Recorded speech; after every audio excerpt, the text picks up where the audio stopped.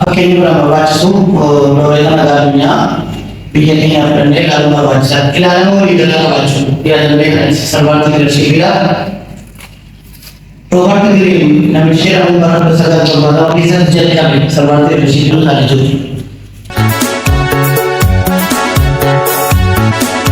Maartin Luther King jarri kun akka fakkeenyaatti fudhatamu gaggeessummaa tajaajilaa sarbaantii leedarshiipii kana warreen kun bara 1970 keessatti akka addunyaatti kan jalqabe ammatti bara mootummaa jijjiiramaa kan jalqabe jechuudha. Nu achirra jirra nuti garuu beekaa dhiyaate.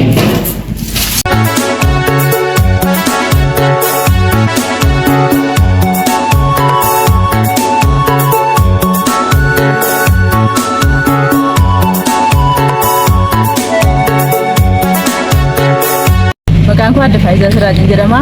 Guyyaa har'aa magaalaa Gaarootti Pooliiteeknikii waliin ta'uudhaan leenjii dandeettii raawwachiisummaa hooggansaa kennuudhaaf nuu kenneen.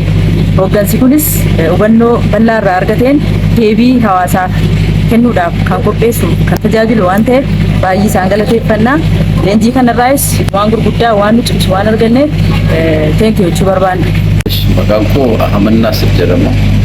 Hooggansa magaalaa Gaaroo keessaa qaama tokko yeroo ammaas naannoo kana keessatti sektara eejensii geejjibaa bulchiinsa magaalaa Gaaroo ta'u guyyaa har'aa leenjii murteessaa barbaachisaa ta'e karaa kabajamoo kantiibaa magaalaa keenyaatiin leenjii gaggeessummaadhaan wal qabatuu fi malleen jireenyaa kan jedhamu kan leenjii pooliiteeknikaa magaalaa keenyaatiin waliin ta'ame leenjiin akka kennamaa jiru baay'ee humna keenya gaggeessummaa keenya cimsuu irra darbee hojii guyyaa guyyaadhaan hojjennu keessatti iskiilii keenya yeroo yeroodhaan abdeet akka goone iddoo gaggeessinu keessatti waliin hojii hojjennu keessatti murteessummaa waliin akka sektaraatti isa ta'e akka magaalaattis kennaa jiru sanatti akka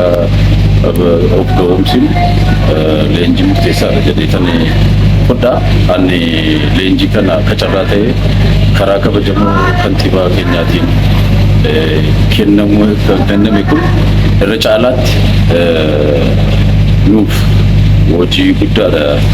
Hojii bor hojjennuudhaafis waan amma irratti leenjine kanaan duras barnootaanis karaa adda addaatiinis beekumsa arganne sana karaa leenjii gaggabaabaa akkasiitiin akka inni nuuf yaadannee hojii keenya kana hiixaan akka baanuuf baay'ee barbaachisaadha. Naawwii Maammoon jedhama.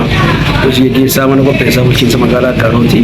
Guyyaadhaa akkuma beekamu hundoomina bulchiinsa magaalaa Gaarootii fi kolleejjii pooliiteeknikaa magaalaa keenyaatiin leenjii dandeettii humna raawwachiisummaa akka magaalaatti ispeeshaalii hooggansa qofa keessumaa karoora xiiqii mootummaan yeroo ammaa baafate kan galmaan ga'uu keessatti gaheen hooggansaa olaanaadha.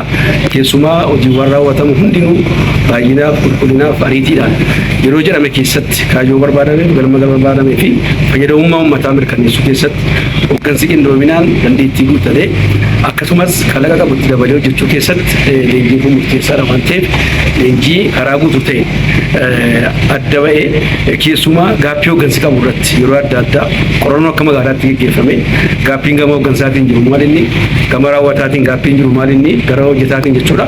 Akkasumas adeemsa olummaa raawwachuu qaba kan jedhu tartiibaan bulchiinsi magaalaa qabatee jalqabaaf hooggansa irratti hojjetamuu qaba jedhamee hooggansa magaalaa keenyaa guutummaan guutuutti jiranuuf guyyaadhaa gaaffiiwwan adda ba'an kanarratti karaa adda ta'een keessumaa karoorwwan xiiqii bara 2018 raawwachuu qabna jennee boqonnaa qophii itti galuudhaa deemaa jiru kana sirriitti galmaan gahinsaaf jalqabbii uummarraa kaasee hooggansi humna raawwachiisummaa isaa cimsee gara hojiitti akka seenu gochuudhaaf guyyaadhaa isa dhugaatii yoo ta'e kolleejjii pooliiteeknikaa keenyaa fi bulchiinsi magaalaa Gaaroo qindoominaa leenjii baay'ee barbaachisaa ta'ee fi yeroo barbaachisu keessattis akkasumas kan yeroo eeggatee fi leenjiillee daran amma leenjii yuunivarsiitii adda addaa namni bahuu danda'a.